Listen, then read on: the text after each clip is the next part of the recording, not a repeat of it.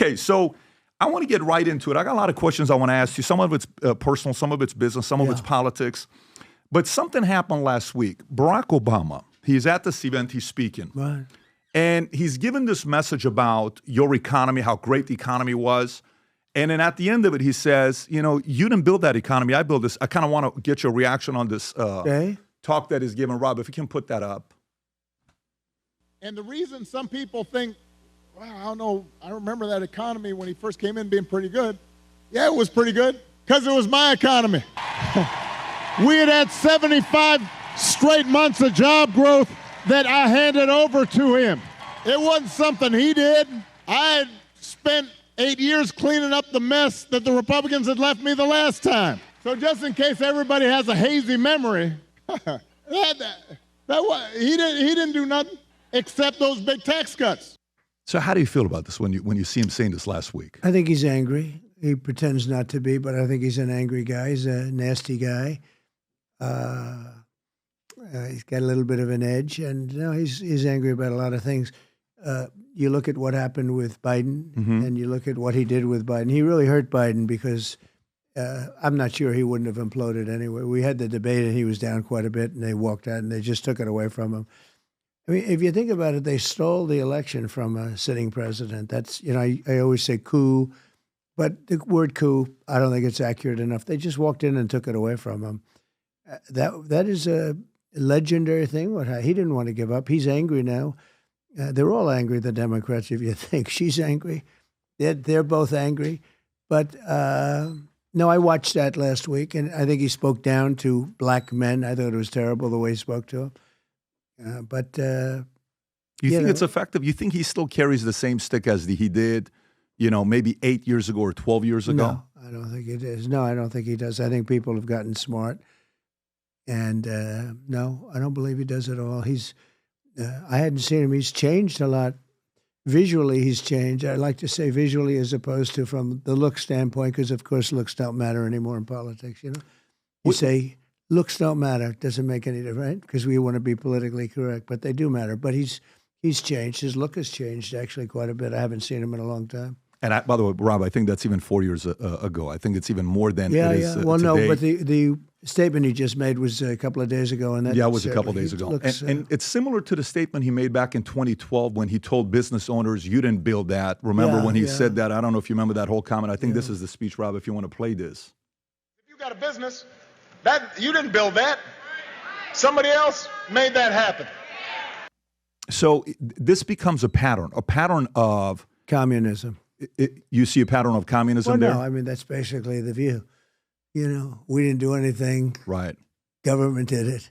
Somebody did it, but anybody but us. Do you think this works with the undecided voter? Do you think the undecided voter that's sitting, our audience, they're entrepreneurs, they're small business owners, they're family, they have kids, they want to win, they got dreams, they want to do something. Do you think a message like that from him lands on the business owner, on the undecided voter, on the person that says, you know what, I think he's right, I'm going to go vote for him? Do you think it works? I think you don't have that many undecided voters. I think by now you have very strong Trump voters. I don't think you have strong Democrat voters, but I don't think you have strong Kamala voters. What's to vote for? I mean, take a look. She can't do an interview. Has she been in here to do an interview? No, not yet. I don't think you'll see her. She's claiming she's going to go on Rogan. Well, that'll be interesting. So am I. I heard. But I think I am. I don't know. I think so. But it'll be interesting. It'll be interesting to see what happens today with Bret Baier. Bret's two people. He can be very nice or he can be himself.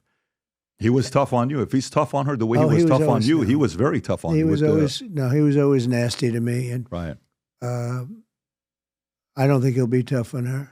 I don't think he'll be. Fox is a very disappointing thing. During the day, Fox is just terrible. And but I want to show something with this. When you look at this whole Barack Obama thing, I think the one thing they don't show, you were talking yesterday, I think it was the Bloomberg event, which, by the way, I loved. Yeah. I love the way you handled the whole terrorist conversation. That was a great event. I got hoodwinked to go on that. I was supposed to make a speech in front of the Chicago Economic Club, which is a big deal, which is a very prestigious place, beautiful. Everything was beautiful. And all of a sudden I understand I'm being interviewed by this gentleman. And he's got a reputation for being about, I'd love to see him do Kamala. He should do Kamala. That would be beautiful. But he's a tough cookie, and he's the chairman of Bloomberg. He's a big all of a sudden I'm being interviewed, and I wasn't happy about it because I found out that he is, his reputation precedes him. And but I decided to do it. You have a choice: walk out and don't do it and have a scandal, or go in and do it and hopefully win, or you go in and do it and you get killed, which is probably the worst. But it was a great interview, actually. And he was nasty, but he wasn't overly nasty to me. I mean, other people thought he was. I thought nastier was David Muir when he kept interrupting me during the debate and saying false things, like when I said crime is way up, and he said, no, crime is down. I said, you're wrong about that. Crime is up. And then 2 days later it came out that crime is up. Right. I mean, to me, that was much nastier than this gentleman. But it was really a study of business. It was a detailed study of business. You're talking about with the Bloomberg one? With the Bloomberg, right. And people loved it. I agree. The tariff one. And the one thing I wanted to show is the following. So you know how you talked about Jerome Powell, what an easy job. You come once a month and he said, we're going to increase the rates. Greatest job there is. I think this is the one thing they don't talk about. So Barack Obama got elected November 4th. Okay, quantitative easing started November 26th. Right. And it stayed for 8 years until you got elected. Right. So if you look at that low, pretty much 0% interest rate, right, and then you get elected, right, if you go to January 2016, Rob, for the audience to see that, and then from there, one by one, rates are going up, and then Biden comes in, goes back down to zero to try to save the economy, and then the rest is obviously history. Right. But do you think the average person knows, like, the impact of going to 0%? How much does that positively help the impact when Fed lowers the rates to 0.5 point? Yeah, it has a huge impact. The power of the Fed is, I think, pretty strong. Some people disagree with it. They think it's overridden by the interest rate climate. But I think the power of the Fed is very strong. It's an interesting graph, actually.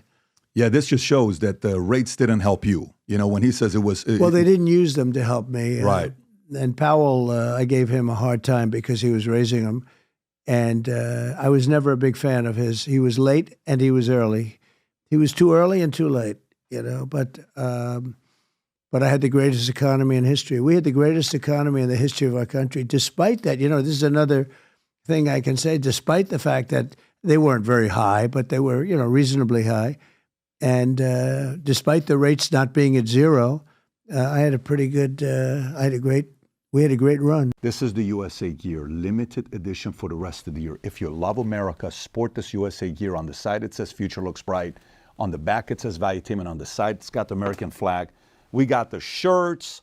We got the flip-flops. These are the only flip-flops I wear when I'm at the house and walking the dogs. It feels amazing with the gel in it. So if you love America, if you believe the future looks bright, if you love Valuetainment, click on the link above or below.